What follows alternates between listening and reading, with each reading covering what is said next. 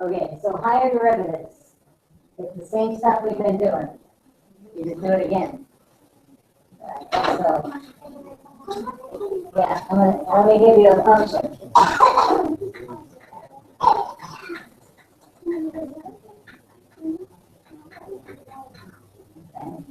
It's a simple polynomial, right? What's the first derivative?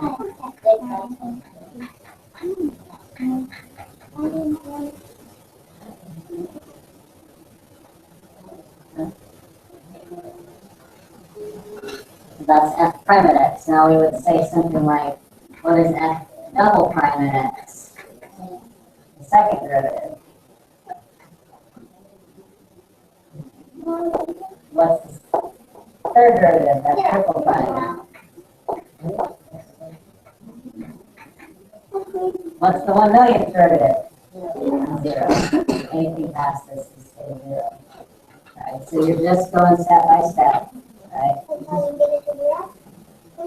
So you need to stop. Wait, is that 3? There's 2 tick marks there. Then you would write, past that you would start writing numbers. Okay? Oh, I'm not going to make you do X, X, X, I, V, I. No, that's right. There's nothing else in math that does it like that, so you know that's if this is a position function, what function is that represent? Okay. What does that represent? That was an acceleration function. Okay.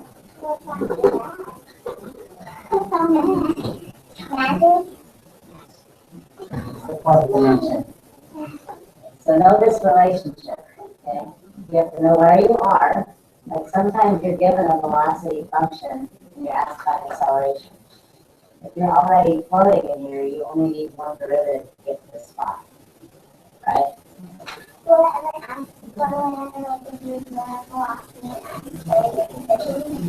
It's called an antiderivative. I already taught second semester calculus.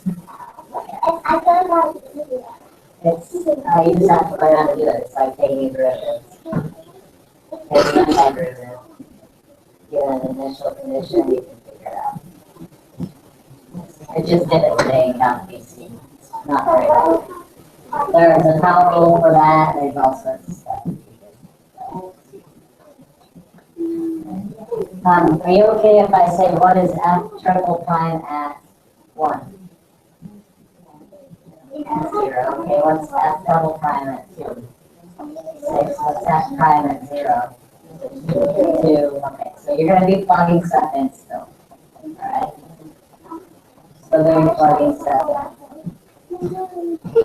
You're going to get, you can get a little bit more complicated.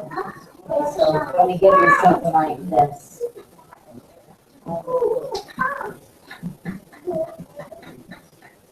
Since you know the product rule, what's the derivative of that? The product, so you have to use the product rule. Copy first, derivative second, plus derivative first, fine.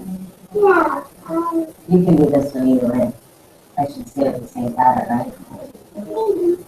Because I think I usually say it derivative first, copy second, copy first, derivative second.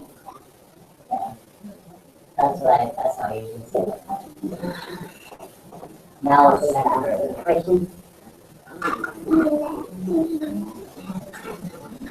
Okay, what's the derivative of that? Yeah. Now let's touch product rule. Same as this, right?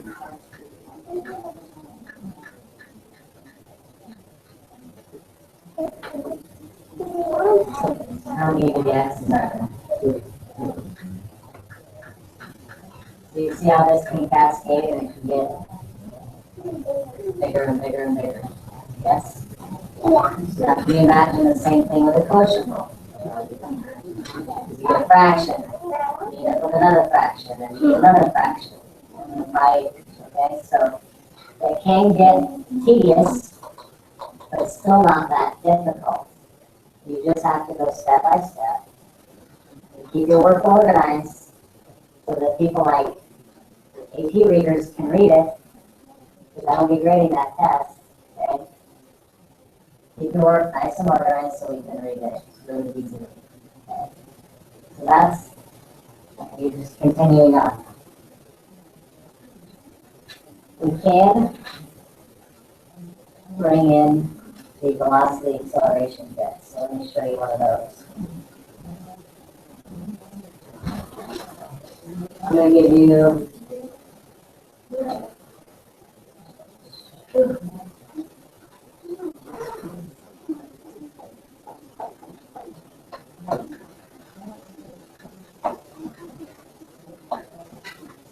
for time's sake, I'm not going to write out the whole problem. But, the position function is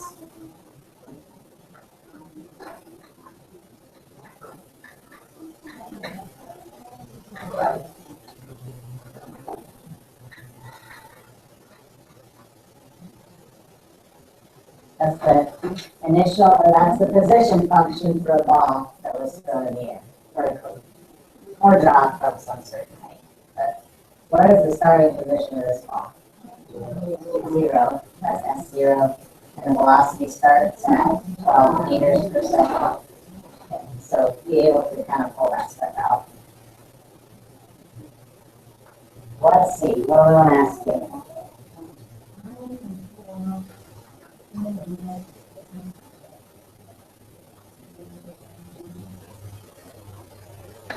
Look at, and I can ask you, what's the velocity at 3? What's the acceleration at 2? So let's say, first of all,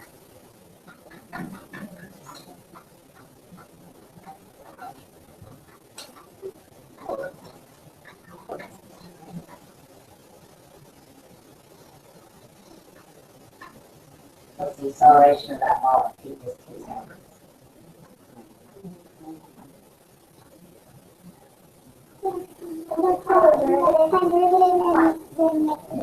seconds. That's that position. The next one's velocity, then you get acceleration. So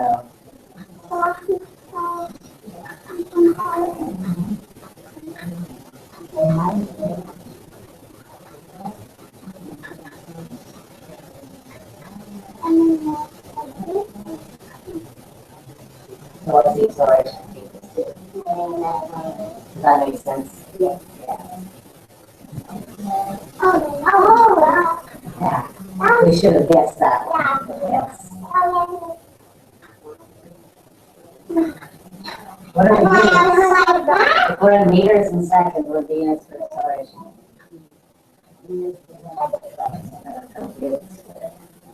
So S double prime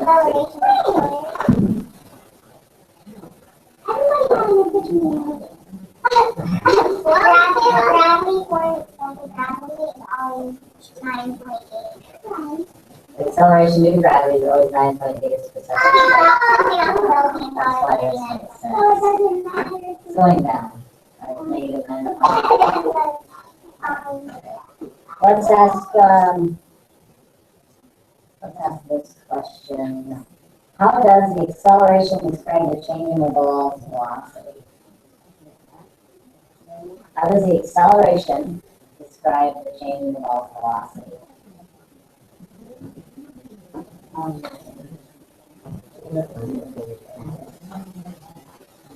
What does that tell me about the velocity of the ball? Decreasing, or decreasing because it's negative. Okay. Think about that. Is it going faster?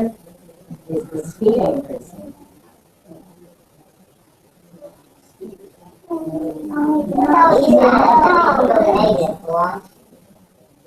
Is the speed increasing? Yes. Why? going faster. Speed does not have the same issue. Right? The numbers are getting bigger, right? The speed is increasing. It's going faster and faster. Velocity, negative 9.8, negative 18 point or 19.6. Is that increasing or decreasing?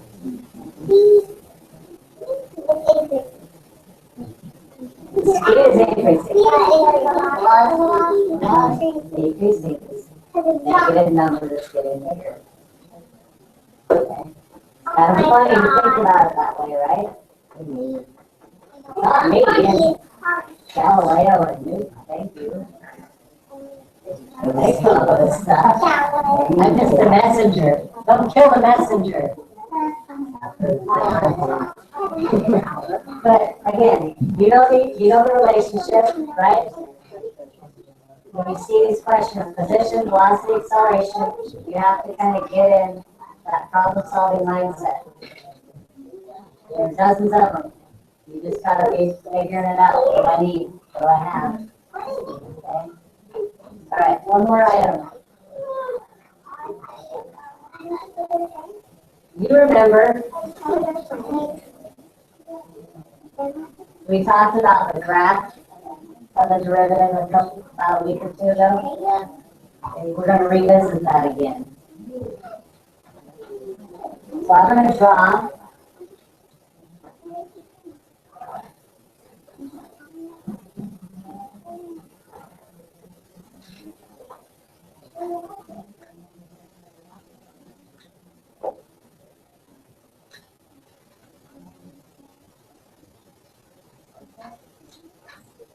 F,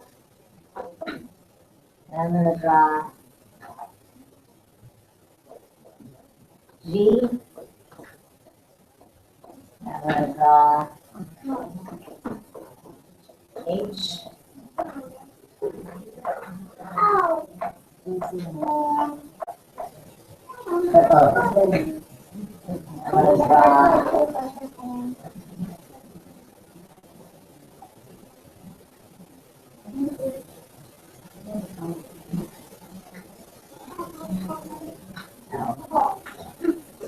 identify function, first, second, and third derivatives.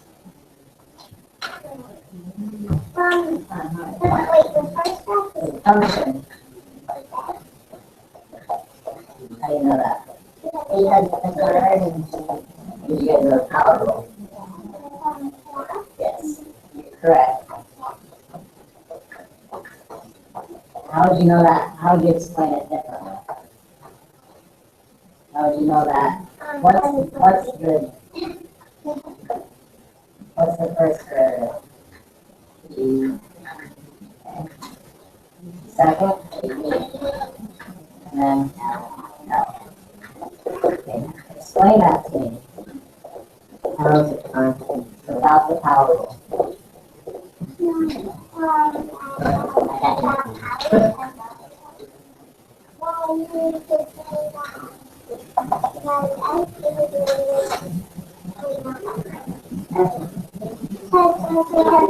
There's derivatives of each other, like I said, G or H is the derivative of G, and L is the derivative of H. How do you know that? Right? How do you know that?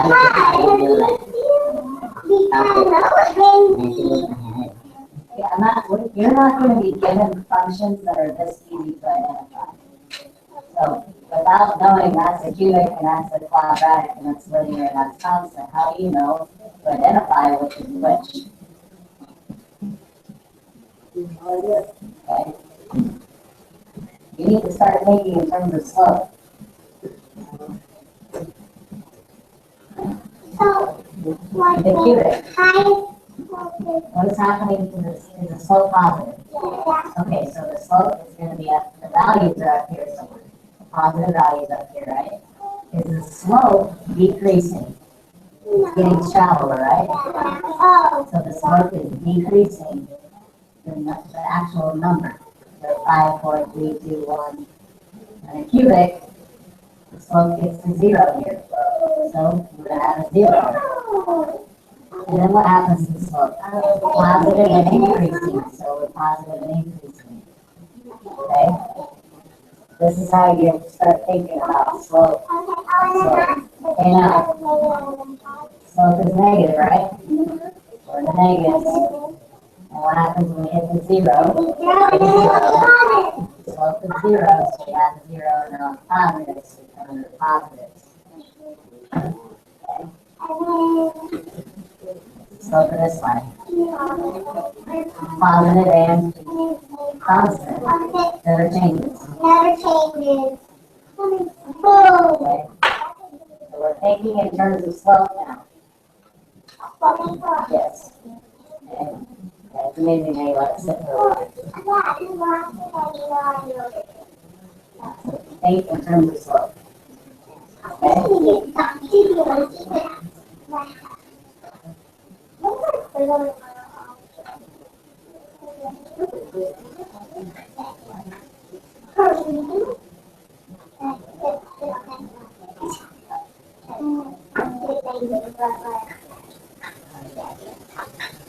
This one's a derivative.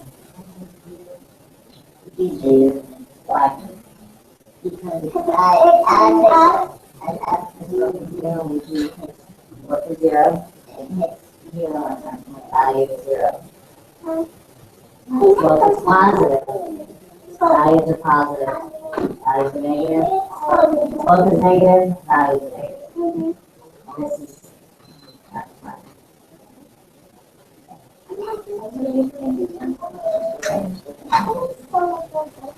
Good. I'm glad. Okay, let me give you your work, and I'll talk to you about the quiz. Okay, the slope gives you your coordinate for the linear.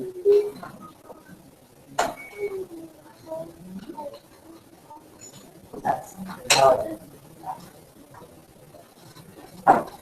Prelim number 4, in the exercises 1, 2, 7, 12, 13. I'm cherry picking here.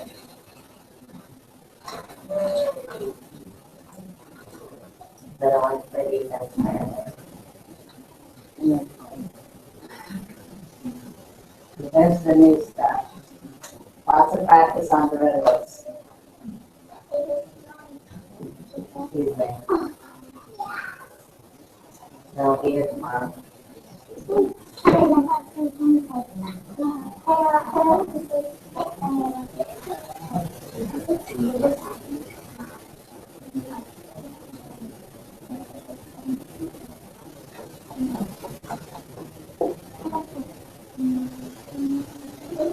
Took some spiraling off because you're going to get plenty of derivatives practice anyway. I had 3-1 and 3-2 and 3-3 spiraling here, but you're going to get all that practice here anyways.